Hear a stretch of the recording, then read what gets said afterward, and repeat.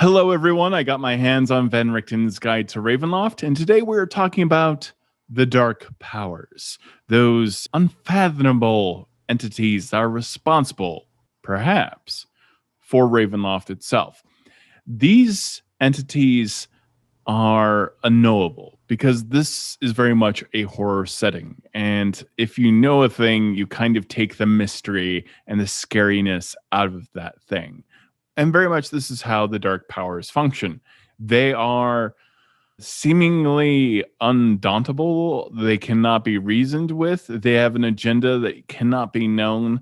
And they are either the architects or the guardians of these realms. They're very interesting and they're fun to work with because when you talk about gods in D&D or other entities, they are defined.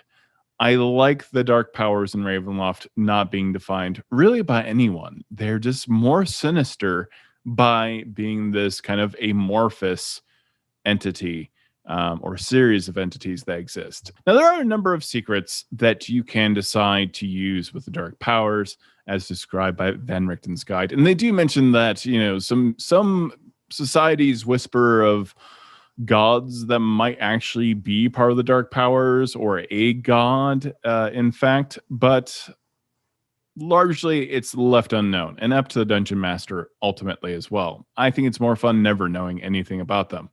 There are a number of ways that you can kind of take Ravenloft. Ravenloft is strange in that all the dark lords are very, very terrible people, usually.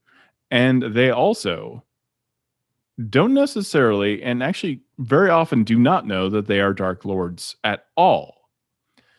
This becomes a question of, since these dark powers use the mists, they draw these terrible people into their domain and set them on the course for this kind of repetitious torture, imprisonment, and reliving the things that made them evil over and over again, and that often these dark powers are keeping these dark lords, these evil characters, alive.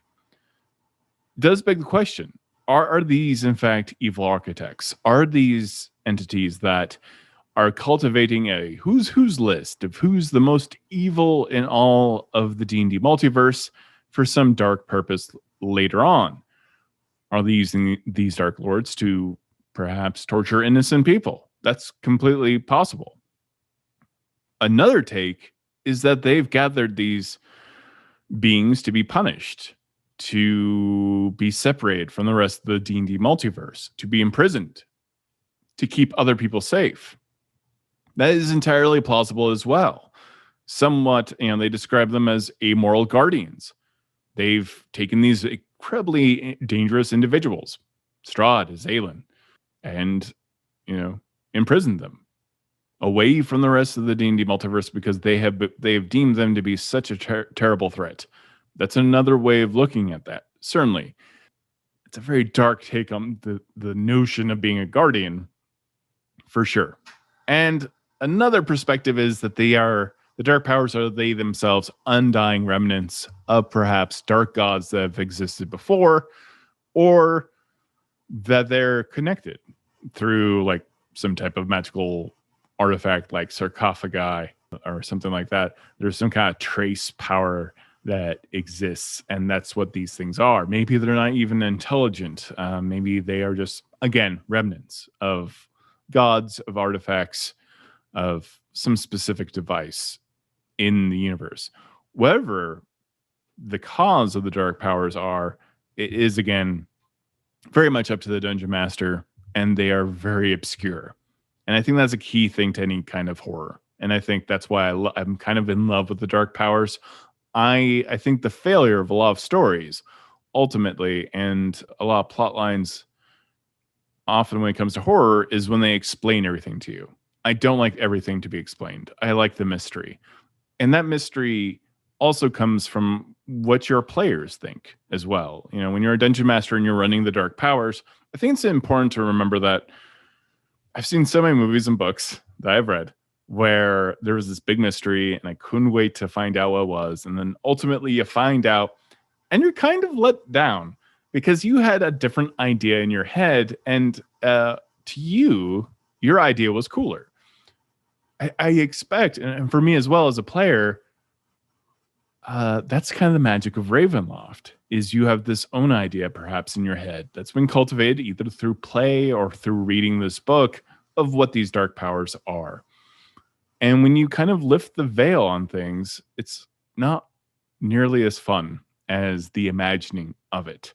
We've seen this in a lot of television shows, you know, whether it's Battlestar Galactica or Lost or whatever, where they have this big reveal, this season finale, and it wasn't what everyone really expected. And that's why I feel the dark powers should always be kind of obscured.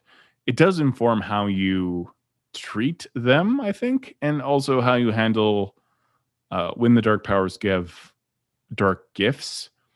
And you do have to consider, like, why have these heroes ended up in Ravenloft? Are they people who grew up in Ravenloft? Are they people who have been sucked into Ravenloft? And why? And I think that's another important question. You know, when you look at Jander, who is a vampire who basically had a lot of issues with Strahd being a very terrible person.